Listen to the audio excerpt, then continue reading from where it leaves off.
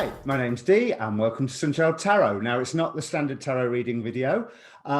We can all admit that this year, 2020, has been extreme. Let's put it that way. And we're all led to believe that it is Capricorn's fault. So I have with me astrologer David Fischer. So David, tell me, why is it all Capricorn's fault? Hello, Darren. Good morning. Thank you for having me here. Yeah, it's Capricorn's fault in a way. It's just that the planets and the signs, they reflect really what's going on with us down here. We have given them that that purpose since they are there. And the thing is, Capricorn is being very much disturbed right now by a few of the inhabitants of the sky. Let's put it that way. You have the planets moving about in signs, and they make those signs more active and more agitated while they're going through them. And the significations of those signs, when the planets are going through them, just become exaggerated, and we see more of it more prominently in society. So it's kind of Capricorn's fault, because there's some planets in Capricorn that move pretty slowly, that have been there for the past 12 years. And so we are feeling that energy, that part of the sky a lot, and that doesn't happen all the time. Pluto, for example, is the one that I'm talking about that ingressed Capricorn last in 2008. The previous time Pluto ingressed into Capricorn before 2008 was in 1770s, 1760s, somewhere like that. And it's one of the most known pieces of history that we have as a result of that transit was the American Revolution, for example. That this United States of America, its independence chart, it's having its Pluto return for the first time since we had the independence of the United States. You go backwards in the cycle of Pluto, and you have the great ships coming into the Americas and colonizing Americas. They had discovered it during the Pluto and Scorpio, but the more intense part of the colonization process began happening about 20 years after the 1500s here in Brazil, for example, which is where I am from. And so you have these connections with great pieces of history, important events that define generations, because the largest structures of society were expanding. In a way, they were being destroyed, they were being reconfigured because of new distributions and political fights over territory. Who would have more power over those lands? Where would that power lie? Would that power lie in the exploring of the land as in agriculture, or would we explore it as in mining? How would we explore those lands? All those questions, and who would dominate which land in the Americas, really defined the conflicts back then in society in a lot of major ways when you're talking about the Western culture. So that ought to say that these previous Pluto cycles through Capricorn really redefined society as a whole in a very important manner. It brought to our awareness, while the sign was being activated and agitated by that energy, new information and new power dynamics that really redirected society in major ways. It reestablished what is the new norm, which is a Capricorn word, norm, structure. What is the new establishment? Those things tend to change when Pluto goes over Capricorn. So, not only when Pluto goes over Capricorn, but when it challenges Capricorn in any way, when it's in Cancer, Libra, or Aries, it will challenge those established orders in Capricorn in that way. But when it's going through that sign, it tends to make old structures crumble to give way to the new ones. Why am I talking about Pluto here? Because it's the slowest moving planet, and so it gives you the largest perspective of all of the planets that inhabit Capricorn during this period, about what should we be looking for during this period of time in society. You know, okay? Do you want to say something? would I be right in saying, you said 2008, Pluto into Capricorn, we have the subprime mortgage crisis that led to a great financial crash. Exactly, And yes. that's Pluto saying, hi, honey, I'm home. Well, part of it, yes. But there is this thing that before Pluto could ingress into Capricorn, it was entering to Jupiter, still in Sagittarius by the end of that sign. And Jupiter did ingress into Capricorn during 2008. And it was in a conjunction to Pluto when the crash happened. Right. So that development, that when both of them ingressed into Capricorn in December 2008, by the time Pluto actually ingressed into Capricorn, Jupiter was still there, and more about that in a moment because it's important. But Jupiter was there, and it had already been activating that area of the sky, making it more agitated before Pluto stepped into it. But they were already linked. The things that it was treating in Capricorn had already happened in the conjunction back by the end of 2007 in Sagittarius.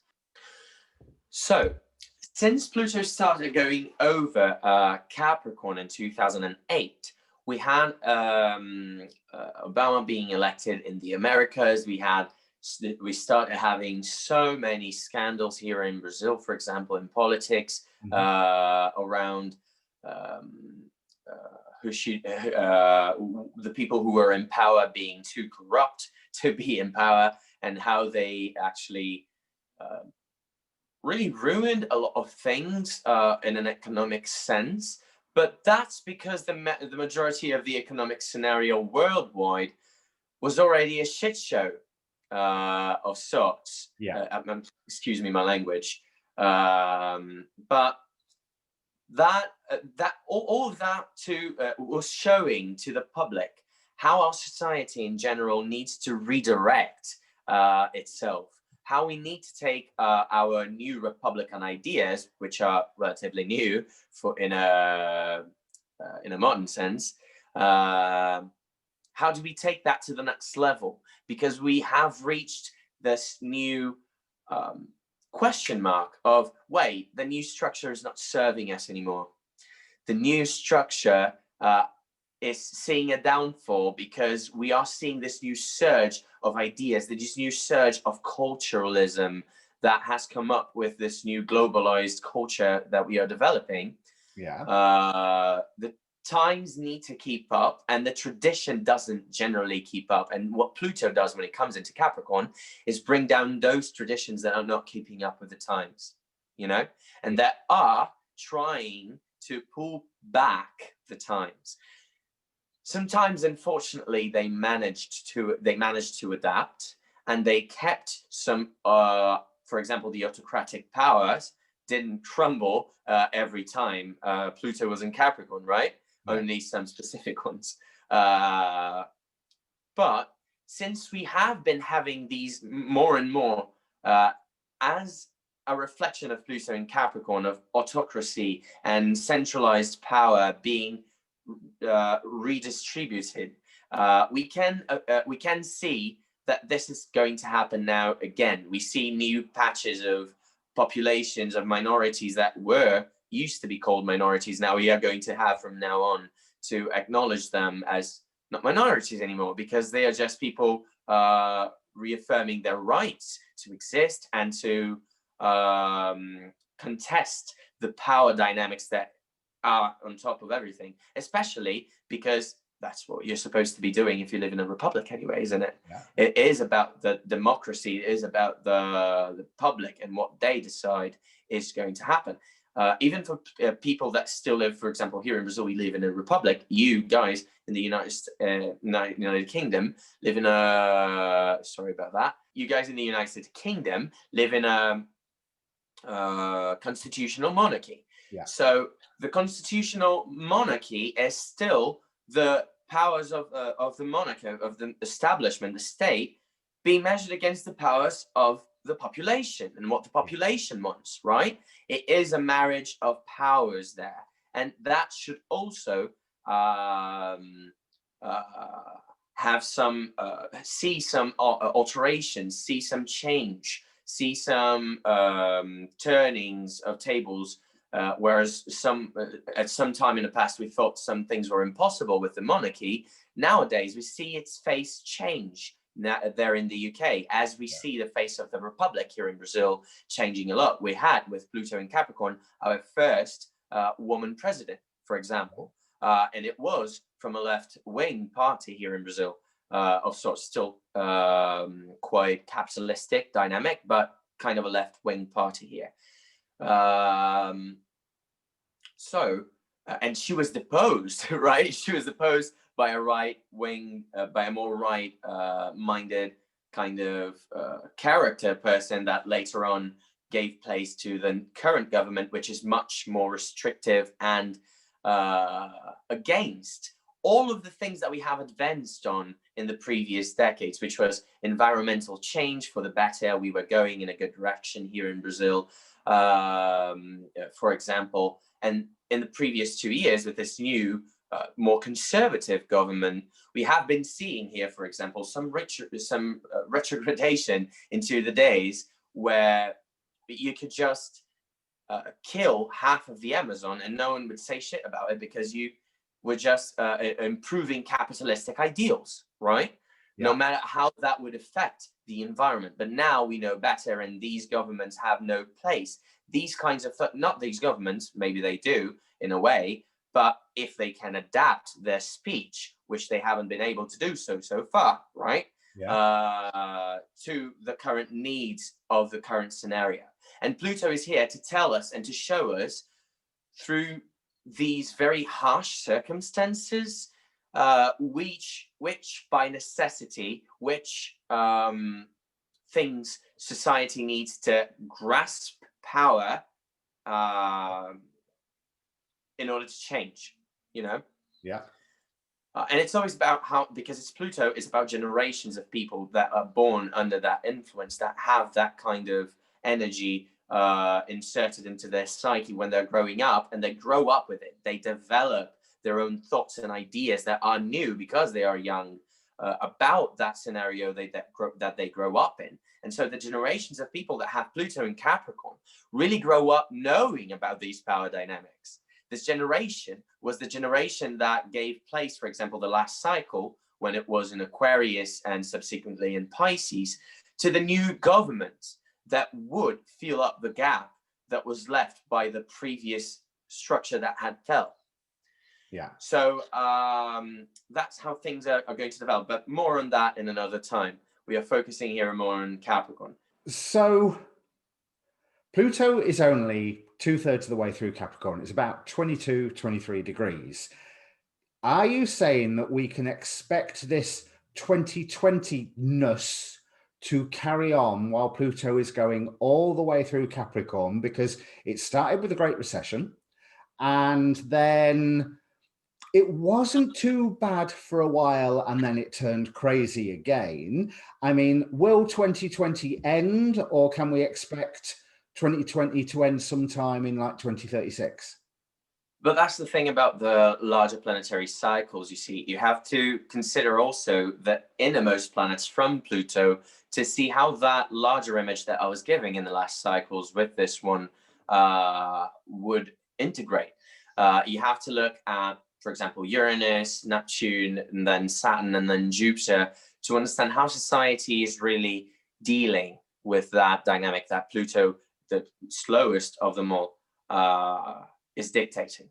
Mm-hmm. So no, it's not going to be always like that. For example, 2022, we have both Saturn and Jupiter very well dignified in the sky, and that generally is not so bad for society in general. And for Pluto stuff, since Pluto is in Capricorn, its ruler, Saturn, would be giving it good resources to go on about its business.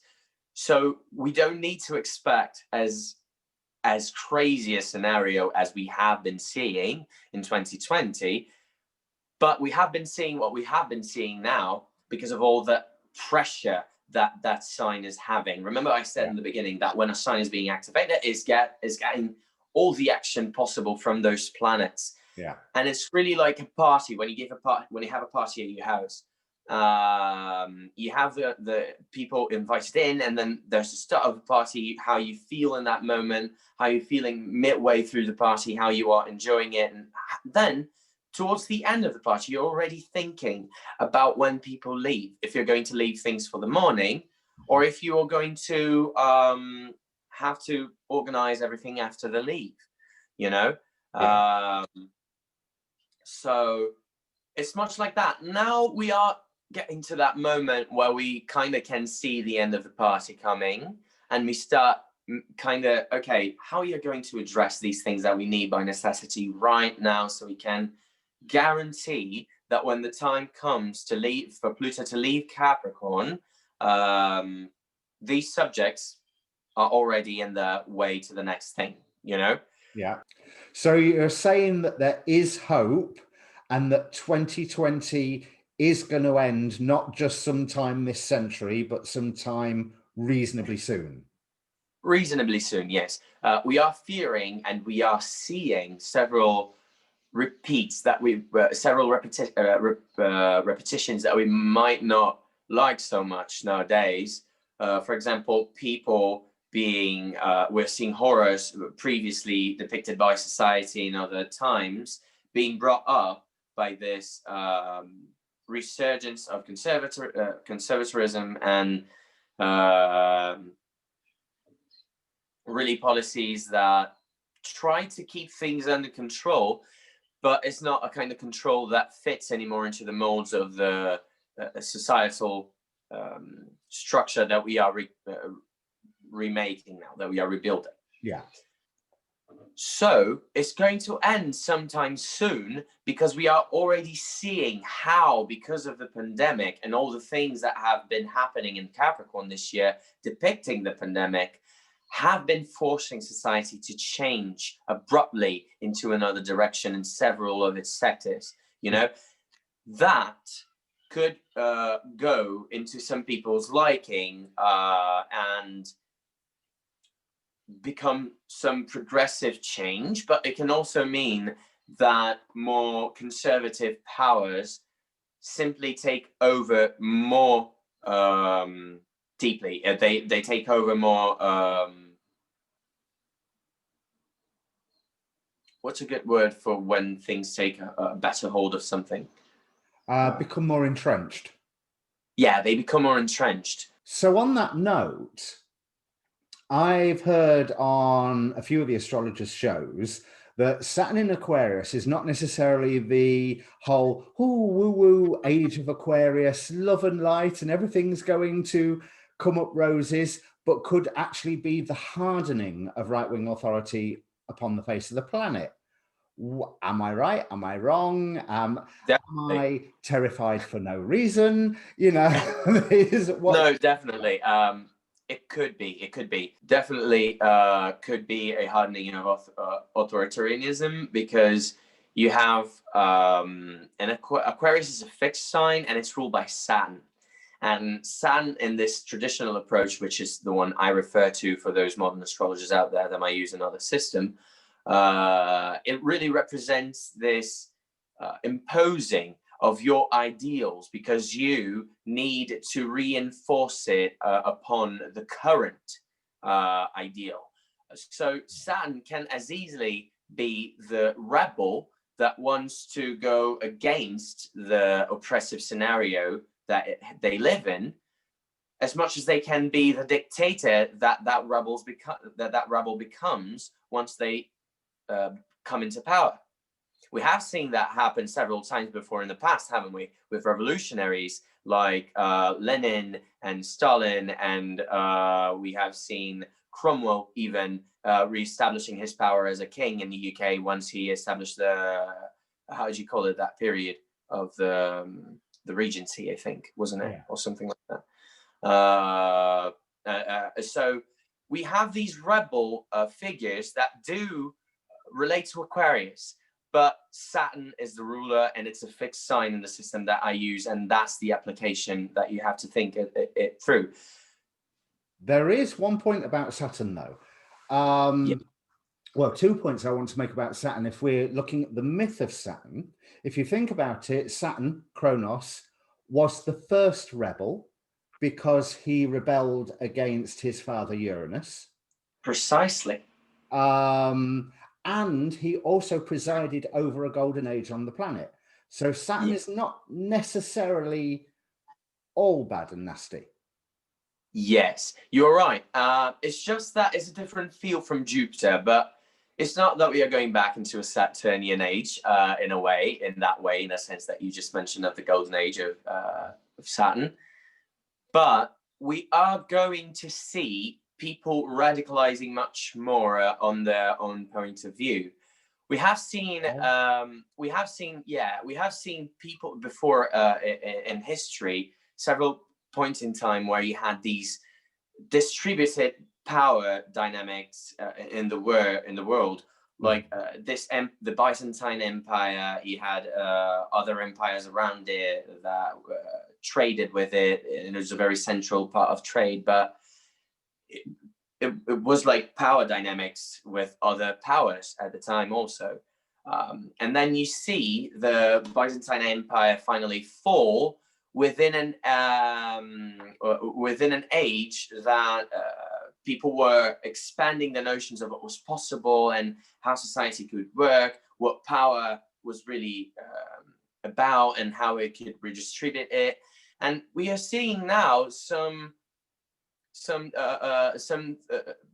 calls to that in society when you see minority, quote unquote, because they're not really minorities, they're a really large number of people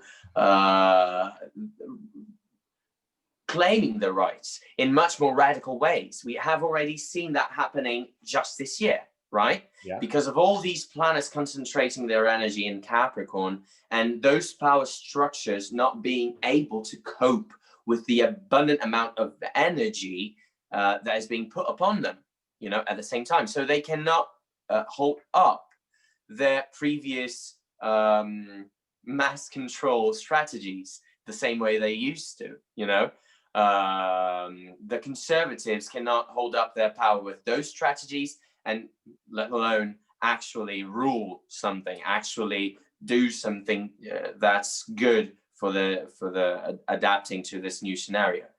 So would you say some of that energy has come from like the number of larger outer planet conjunctions going on in Capricorn this year? We've got 3 Jupiter-Pluto conjunctions because of the retrograde motion. We've had the Mars-Jupiter conjunction. Now, is the Saturn-Jupiter conjunction going to be Capricorn or Aquarius? It's going to be a 0 Aquarius already. We are in an air age. Actually, we are in a cusp of a new air age now, as it's called. Just to explain what that's about. Yeah, we have been changing cycles. So there are larger planetary cycles, one specific to Jupiter and Saturn that happens every 20 years and changes elements of signs, which means air, earth, fire, and water, every 200 years. So it's one larger cycle of 20 years inside another larger cycle of 200 years that these two planets follow with each other. Right. So we would have all of the conjunctions in air signs or earth signs, and we're exactly. And now, exactly. And now, this is not about what you hear about the Aquarius age. This is another subject that I'm not touching on specifically now too deeply, but we are going to see more of air qualities in society now that Saturn and Jupiter moved their larger cycle of 200 years into that elemental air triplicity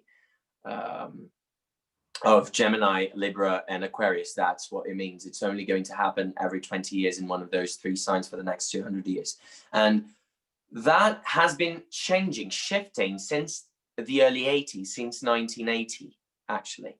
And that shift was the introduction of the internet and the devices inside that cycle that would define much of what we know now as the globalized society.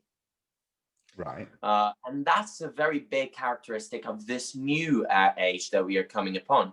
The last one saw the the Crusades. So a lot of religious conflict around ideals, which ideal was right, people masking their good intent, their own intents, their own evil intents for their own greed for power, with religious intent, sending people to colonize other lands, and hungering for those new lands because they needed power distribution. They needed to redistribute power among powerful families that were getting larger and larger and didn't have much to distribute their heirs. Yeah.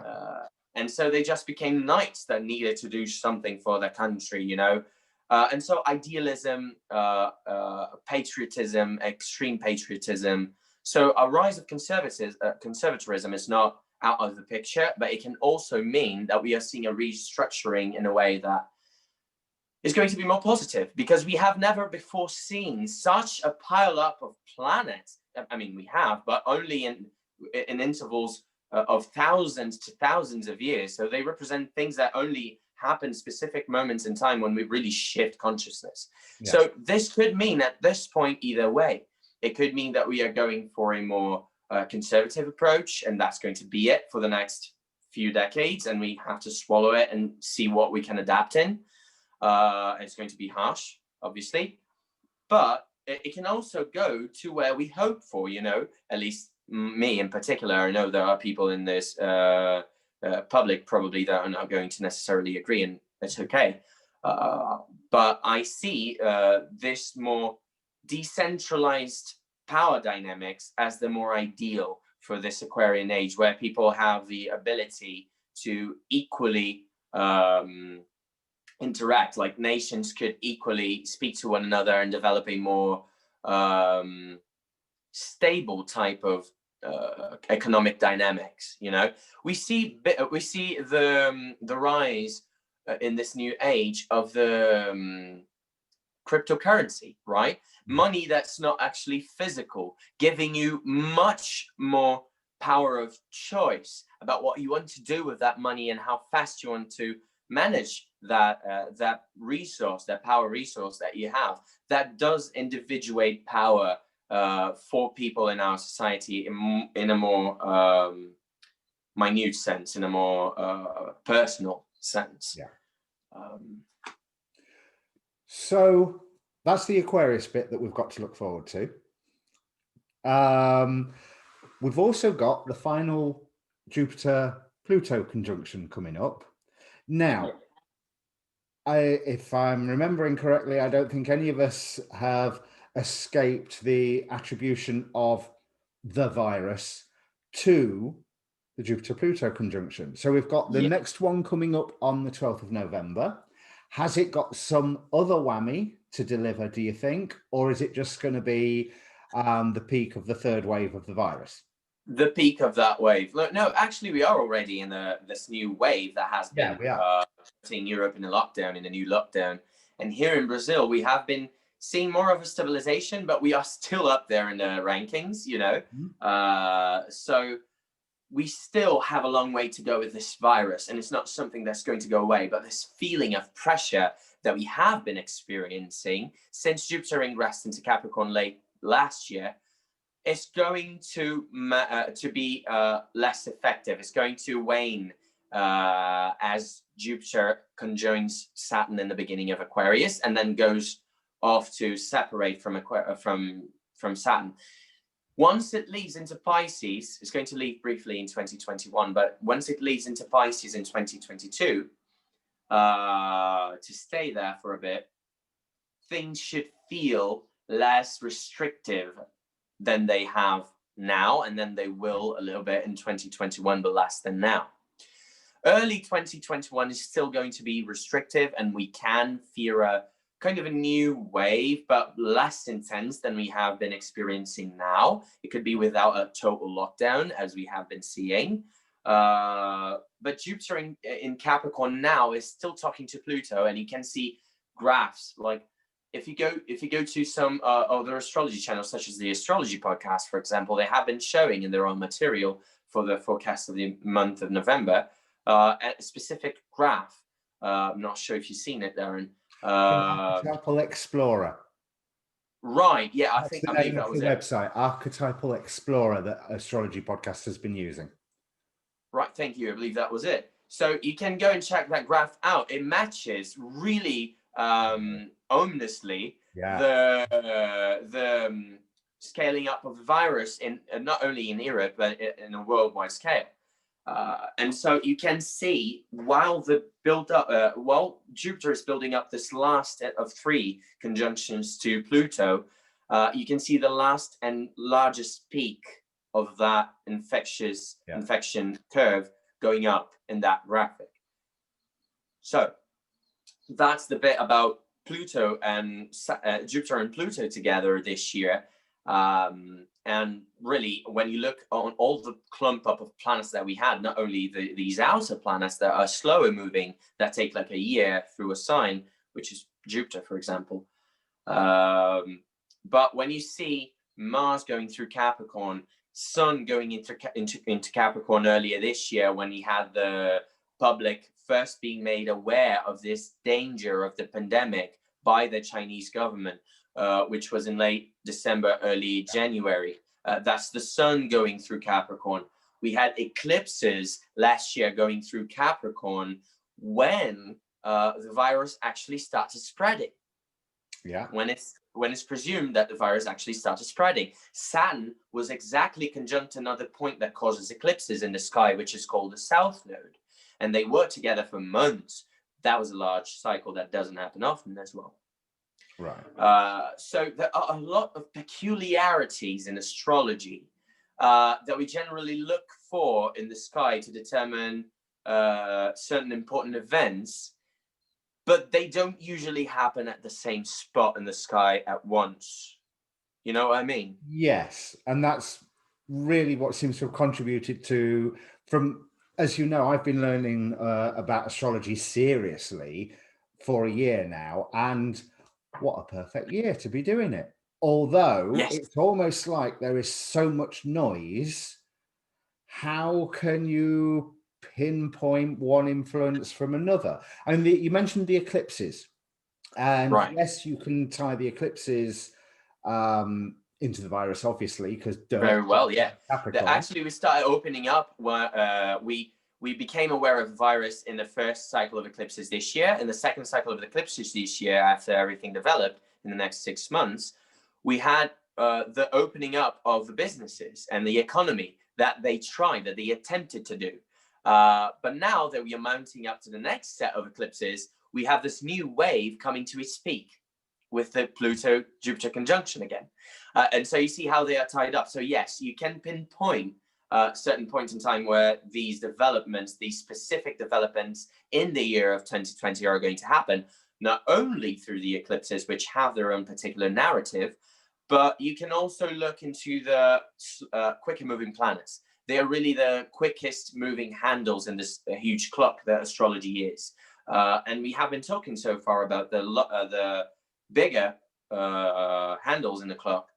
But if you go to these smaller ones, these closer to home ones, they determine more mundane events, more current events that are determined by individual action or specific weather patterns that influence humans in a big way. We have been seeing these large forests burning up. Like Australia was on fire just last year, and we've kind of forgot that because of all the shit that has been happening this year, right? Yeah, Siberia was on fire, I seem to recall, this time last year. Siberia on fire. Brazil's Amazon is on fire. And not only Brazil's Amazon, but a large portion of it is in Brazil. It's to blame on our government, spoiler alert, but you see all of this happening in countless disasters environmentally, like countless, really. You just had one these days, like it was yesterday or the day before, that we had this earthquake. Where was it? In Europe? Turkey. In Greece and Turkey, that killed a bunch of people. Like, and that's not even like it's not even surprising in 2020 anymore, because we've been having so many of those. But that's what happens when you concentrate too much energy in one sign, and when you have these quicker moving planets activating those spots, as Mercury is right now, for example, and Jupiter is, and all of that, and Saturn, and so Mercury's doing it by square at the moment, isn't it? yeah, it's squaring Saturn while it's stationing direct. So Mercury, in one of the peculiarities of its cycle, it's squaring another peculiar point in the zodiac that has been active for a very long time, especially with Saturn, that has been hanging out there for a long time, for the last couple of months. So you would put this earthquake on the Capricorn stuff as well, and not necessarily the Uranus conjunct the full moon? Oh, it's all of it. It's really all of it. But you see how these specific scenarios that have been developing during 2020, they compose the 2020 dynamic in a very large way. They are going to mobilize society, and that's why they are tied into the Capricorn and Mercury bit here. But yes, that full moon conjunct Uranus could be more of the weather pattern that you would look for if you were trying to predict the weather with astrology, which is not my speciality at all. But yes, there are different ways to look at it. But the societal part, the Capricorn bit, is tied to it, that whole 2020 dynamic that we have been seeing developing, and how one more impact could mobilize society even further and radicalize people, and make people more aware of reality in a much more tragic sense. Let's put it that way. Saturn has to do with tragedy and harsh things that happen to people, so they are made aware of reality. Pluto just adds up to it, right? To put it gently. So there's a cheerful note. Yes. To go on a better note, it's almost about to end, and that's why I think it's good to be talking about all of this now, because we can look at it in retrospect and really have something to look forward to once these planets really shift into other energies and they're not so concentrated in one spot anymore. You're going to feel the relief after December, really.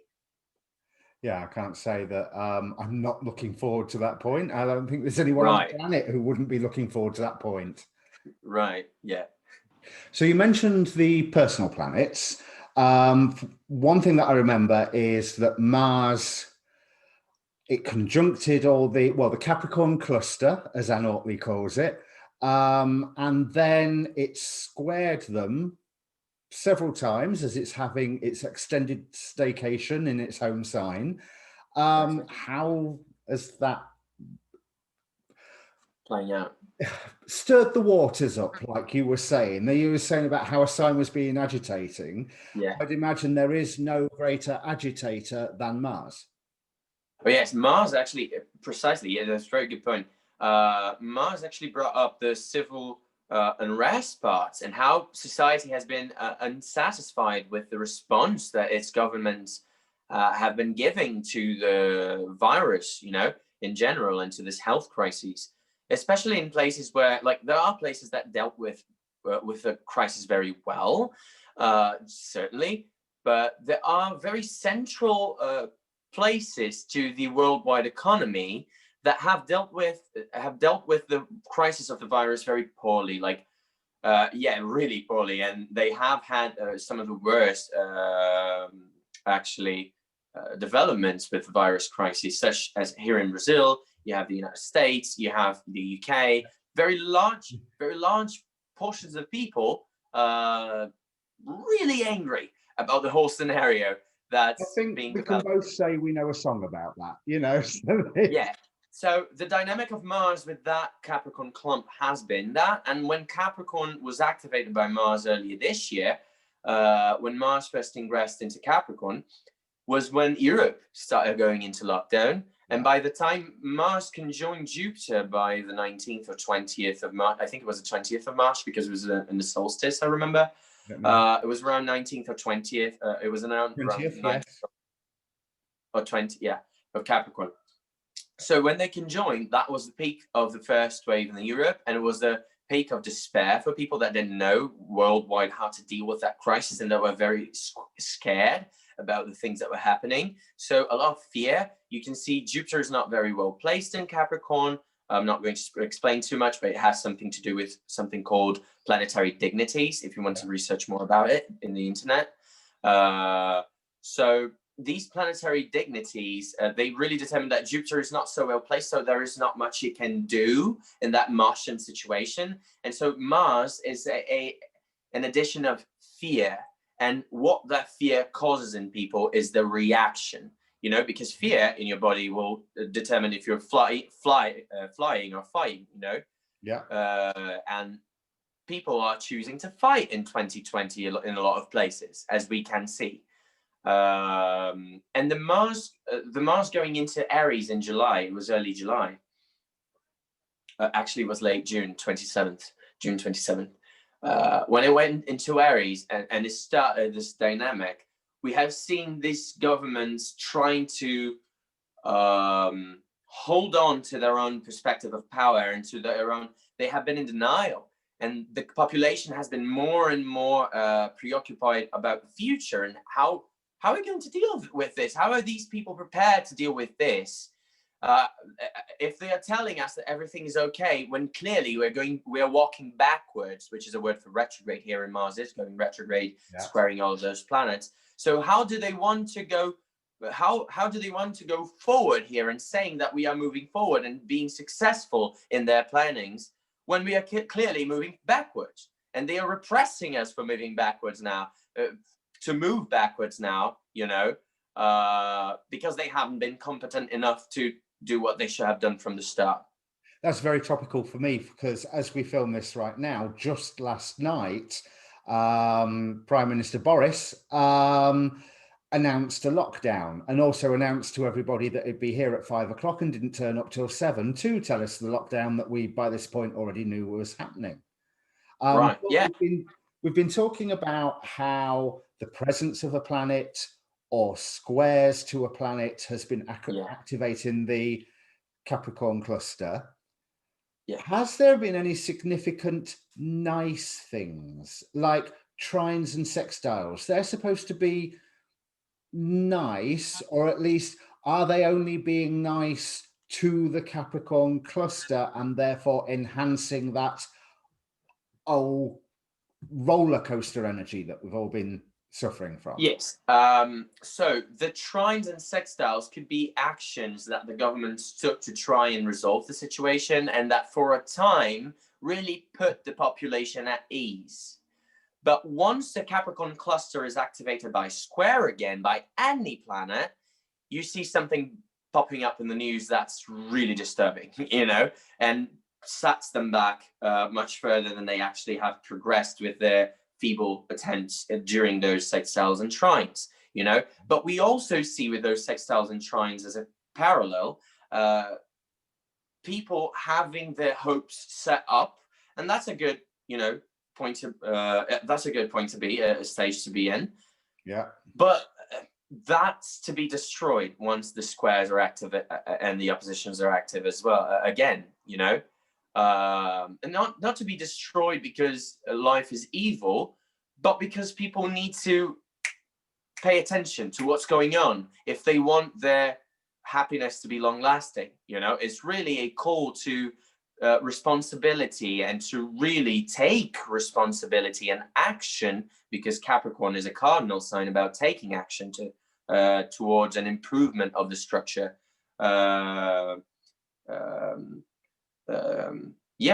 It's taking action towards the improvement of the structure, this cardinal energy. That's what they're inviting us to do when they're energizing those parts of the zodiac. And so, yeah, the reliefs that we had this year weren't that long lasting. One of the trines that you can point out in that dynamic is the trine between Uranus and that whole bunch. It's not a trine by degree, but it's a trine by sign, which really shows how the previous square dynamic that Uranus had the previous decade in Aries is developing now.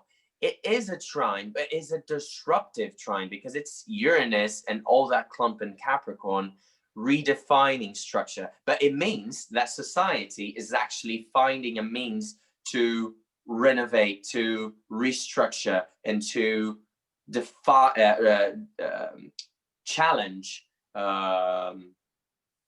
whatever comes in the way of that restructuring that's necessary for those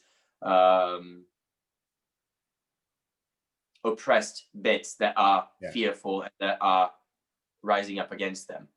So these are all, I mean, we're talking on a global, societal or mundane astrology level with most of this conversation, but it is very much actions that you can take home and answer the invitation to restructure your life, restructure your job. Well, let's talk about, I mean, jobs. Your job is probably getting restructured for you with the economy doing what it is at the moment. But there is that wonderful invitation to restructure everything, which is something that you can, I'm saying wonderful invitation, it's in the whole term of, oh, goody, another learning experience. But all of this action can affect people personally as well. So that is by house. Yeah. That is by house. That's when you get into the more palpable and more personal level of astrology, which is my specialty, which is where I specialize myself now and study more deeply. It's where all those circumstances that we have been describing in the whole of this video affect you specifically. You're not going to get as specific a reading as if you were with your own natal chart and an astrologer, but if we can point out to you, for example, as we are going to, how by house you can expect those themes to manifest in your life in a material sense, in a more close to home kind of sense. So what we're going to do is we're going to look at each rising sign, because that's what defines your houses. And we can have a look at the themes that have more than likely come up for you within this 2020. I don't want to use the word that you did, but I can't think of a better one. So the 2020 shit show. And or 2020 parade, maybe. But let's have a look at how it affects each rising sign as to what house that it's looking in, what may have happened and what we may still have left. If there's any final punches or final surprises that may come up. Yeah, so if you're Scorpio rising, then Capricorn would be your third house. And for that, you would think about themes related to traveling and things that are not really a part of your main focus, of your main awareness. That's the thing about cadent houses, which is which is the third house is a part of as a set.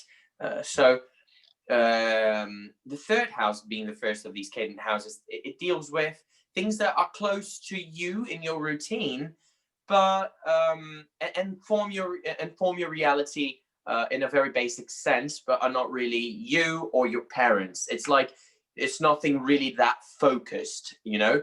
So it's siblings, people that grow up around you, neighbors, your neighborhood.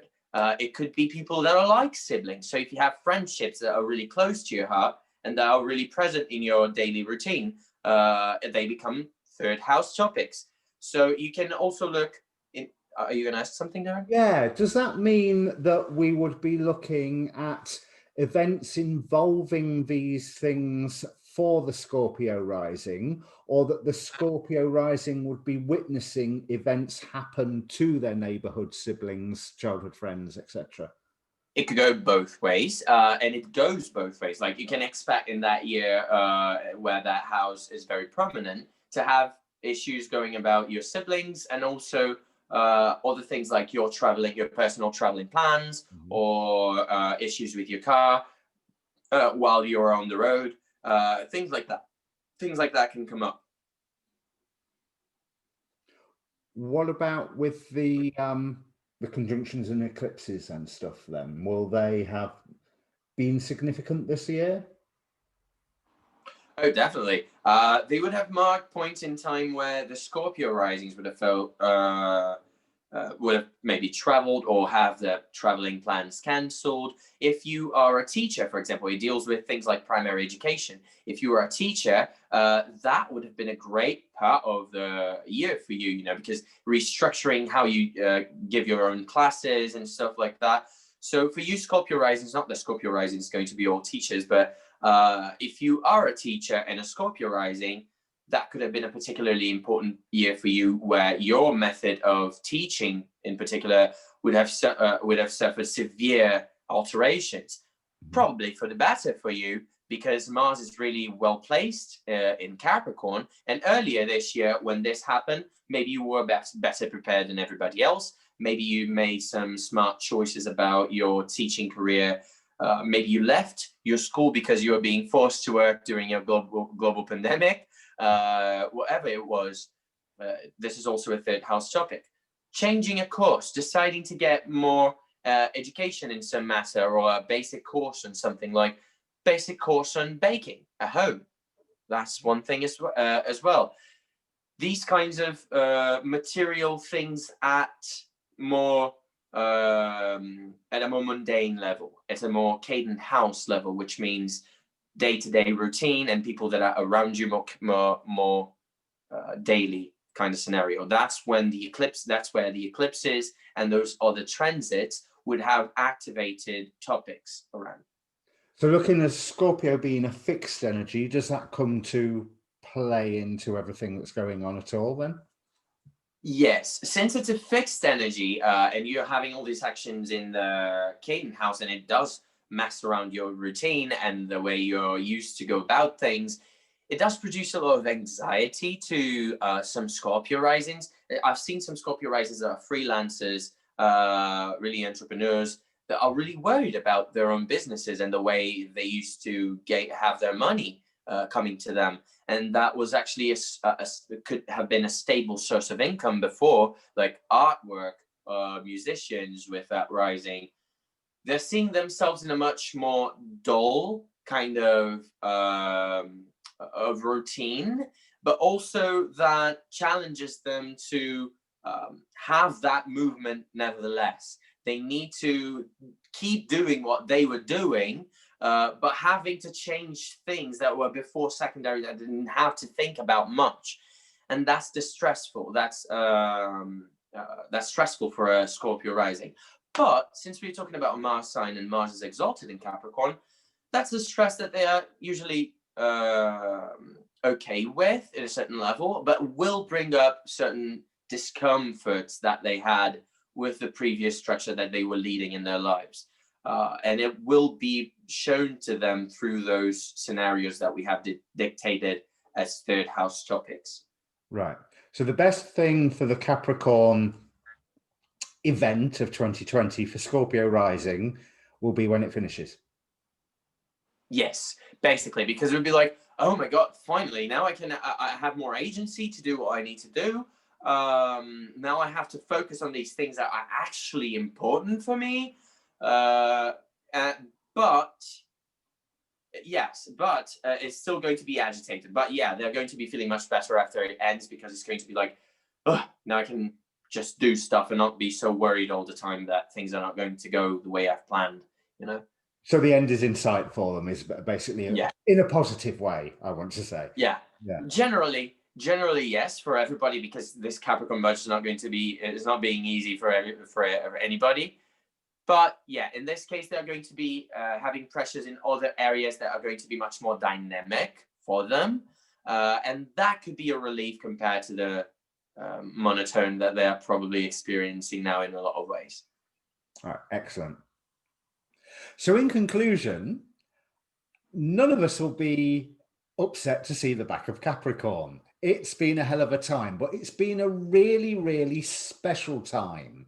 There has been cycles that have come to an end and obviously begun again this year that have been hundreds and some thousands of years in the making, in the rolling, I suppose. We won't see Jupiter, Saturn and Pluto together again in Capricorn for at least 700 years. And that's also not counting the fact that, what was it you were telling me a moment ago, David, about the nodes? David can explain this far better than I can. Yeah, no, it's a really special time, as you said, Darren, because there is no register in recent or even ancient history in the modern era of a period of time where we had this much activity in Capricorn so close together at once for such a prolonged period of time, including eclipses and Saturn and Jupiter and Pluto, like all of them together at once for a long time. So since this doesn't happen often, I cannot like really name ones where it happened. I think the fall of the Roman Empire, when it started falling apart around 540 something, you had some Capricorn activations that were interesting in that regard. But even that doesn't compare to the activations that we're having now. And I think that's due also to the kinds of technological advances and the kind of consciousness that those brought to us in this point in time that were never before experienced by any other generation in humanity, right? And so, yeah, it's really a special time. It's really a new thing that we are going through, unprecedented in history. So we may think that we are lucky to be alive, and yes, we are lucky to be alive to get through to the other side of 2020, but we really are lucky to be alive right now, because we are experiencing things that so much of humanity has never seen and will never see. So on that, I suppose we do have something to be grateful for. Now, as I mentioned at the start of the show, David is a practicing astrologer. He is open for readings. I personally have had a reading from David, and I will never be without a David in my life for as long as I live from this point on. It was that good. So if you want to contact David for a personal reading, there is a link in the description down below for the Facebook page for this channel. Send me a message there and I will pass on David's details. David, have you got anything you want to say to the audience? Yeah, just thank you guys for your attention, and you guys have been amazing. Such an attentive audience. You know, I really loved being here with you guys tonight. And yeah, cheers, mate. Thank you for having me in your channel and for giving me such a welcoming introduction. And yeah, thank you. So have a great 2020, what little, thankfully, is left of it. And let's all look forward to 2021. And we'll see you later.